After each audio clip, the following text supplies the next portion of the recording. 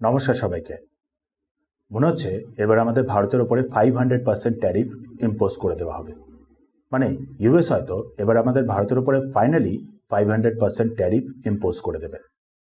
শুনেছিলেন হয়তো লিন্ডসে গ্রাহামের ব্যাপারটা, ইউএস এর একজন সেনেটর। একটা সময় খুবই চর্চার মধ্যে ছিলেন আমাদের ভারতকে থ্রেটেন করার জন্য 500% ট্যারিফের ব্যাপারটা নিয়ে। এখন মনে হচ্ছে সেই 500% ট্যারিফ ফাইনালি আমাদের ভারতের ওপরে ইম্পোজ করিয়েই ছাড়বেন। অ্যাকচুয়ালি রিসেন্টলি এই ইউএসএ সেনেটর লিন্ডসে গ্রাহাম ট্রাম্পের কাছে একটা বিল পেশ করেছিলেন, আর ট্রাম্প সেটাকে অ্যাপ্রুভ করে দিয়েছেন। বাকি রয়েছে ইউএসএর দুটো হাউসে এই বিলটাকে ফাইনালি পাশ করা। দেন তারপরেই 500% ট্যারিফ হয়তো আমাদের ভারতের ওপরে অ্যাপ্লাই হয়ে যাবে। সো কারণটা কি এই 500% ট্যারিফের? কারণটা হলো সেই একই, রাশিয়ান অয়েল। ইউএসএর বর্তমান সরকারের মতে, বা বলতে পারেন লিন্ডসে গ্রাহামের মতে, রাশিয়া আর ইউক্রেনের মধ্যে যে যুদ্ধটা চলছে তার কারণটা হলো অ্যাকচুয়ালি ভারত, চীন আর ব্রাজিল। ভারত, চীন আর ব্রাজিল মিলে রাশিয়া থেকে অয়েল বাই করছে বলেই রাশিয়া যুদ্ধটাকে চালিয়ে যেতে পারছে। সো সেই কারণেই এই দেশগুলোর ওপরে 500% ট্যারিফ ইম্পোজ করে দেওয়ার চেষ্টা। মানে লিন্ডসে গ্রাহামের মতে 500% ট্যারিফ ইম্পোজ করলে এই তিনটে দেশ রাশিয়া থেকে অয়েল বাই করা ছেড়ে দেবে। আর না হলে এই 500% ট্যারিফটাই হলো একটা বিশাল বড় পানিশমেন্ট এই তিনটে দেশের ওপরে। এবার দেখুন, সবাই জানে ইউএস কিন্তু যতই হোক না কেন চীনের ওপরে এই 500% ট্যারিফটা সহজে ইম্পোজ করতে চাইবে না, কারণ চীনের হাতেও অনেক কিছু বেশ লেভারেজেস রয়েছে, সেগুলোকেও চীন সোজা আটকে দেবে। বাকি রইল ব্রাজিল আর ইন্ডিয়া। মানে এই 500% ট্যারিফটা অ্যাকচুয়ালি ব্রাজিল আর ভারতের ওপরেই ইম্পোজ করা হবে, বিশেষ করে বলতে পারেন ভারতেরই ওপরে, কারণ ভারতের সাথে আবার আরও একটা অ্যাঙ্গেল জড়িয়ে আছে। পরে আসছি সেটাতে, আগে এখানে একটা ইন্টারেস্টিং ব্যাপারকেও জেনে নিন।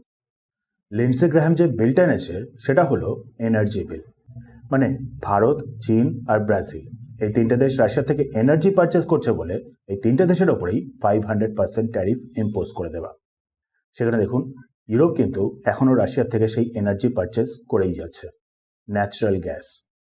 তার উপর আবার ইউএস নিজেই রাশিয়ার থেকে পারচেস করছে uranium, nuclear energy.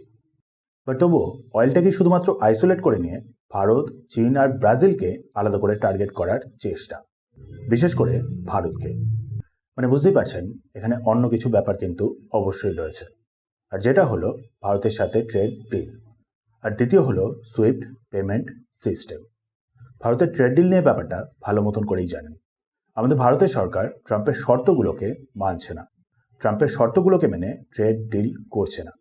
Agriculture, dairy ইত্যাদি সেক্টরগুলোকে ওপেন করা হচ্ছে না। সাথে আবার F-35কেও ভারত পারচেস করতে চাইছে না ইউএসএর থেকে। সো অবভিয়াসলি এই ট্যারিফের মাধ্যমে ভারতের ওপরে একটা প্রেশার অ্যাপ্লাই করার চেষ্টা করা হচ্ছে। বাট এখানে মেন জিনিসটা হলো সুইফট পেমেন্ট সিস্টেম। অ্যাকচুয়ালি আপনি এতদিনে বেশ ভালো মতন করেই জেনে গেছেন যে যবে থেকে রাশিয়ার ওপরে স্যাংশনগুলোকে ইম্পোজ করে দেওয়া হয়েছে তবে থেকেই রাশিয়া কিন্তু সুইফট পেমেন্ট সিস্টেমকে ইউজ করতে পারছে না। ফলে ইম্পোর্ট আর এক্সপোর্টের ক্ষেত্রে রাশিয়া কিন্তু সুইফট পেমেন্ট সিস্টেমকে ইউজ করতে পারছে না।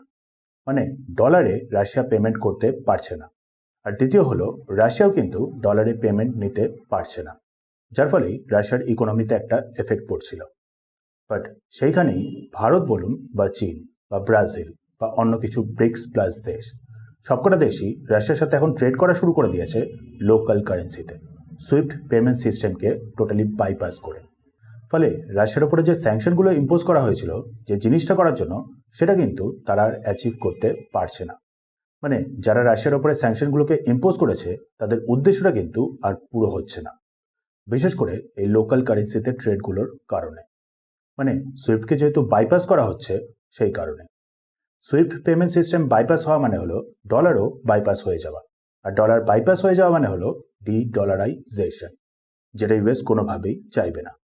সো বলতে পারেন মেনলি এই কারণটার জন্যই এই ব্রিক্স দেশগুলোর ওপরে এই 500% ট্যারিফ ইম্পোজ।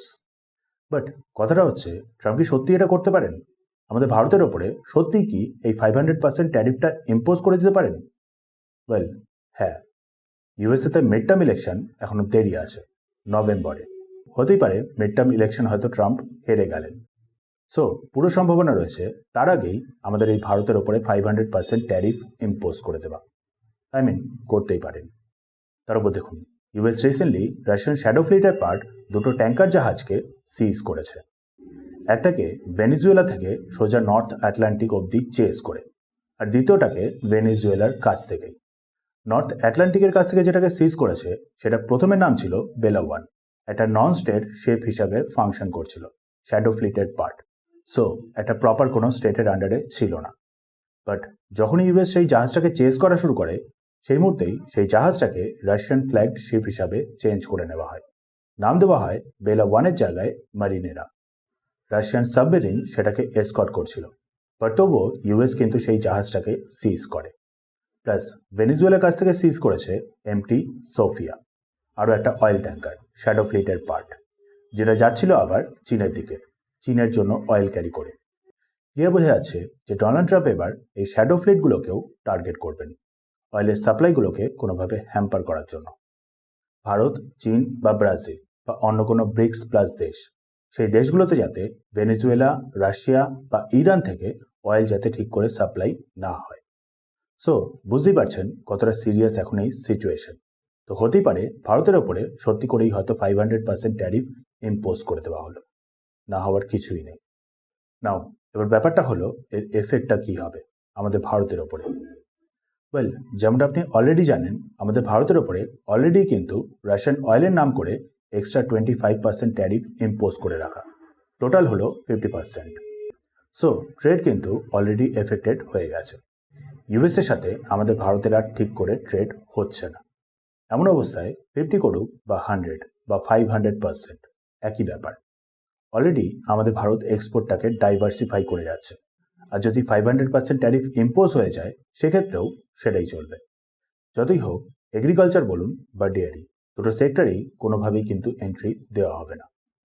সাথে রাশিয়ান অয়েল বাই করার জন্য অন্য আরেকটা রুটের ওপরেও কাজ চলছে, যে রুটটাতে কিন্তু ইউএসের পুরো কন্ট্রোলটা নেই, রয়েছে অ্যাকচুয়ালি আমাদের ভারতের, আর বাকি রুটটার ওপরে চীনের। মানে পসিবল না সেই রুটটাকে অ্যাকচুয়ালি আটকানো। অর্থাৎ রাশিয়ান অয়েল বাই করাও স্টপ হবে না। বিশেষ করে ইউএস নিজেই যেখানে রাশিয়া থেকে এনার্জি বাই করে, ইউরেনিয়াম বাই করে।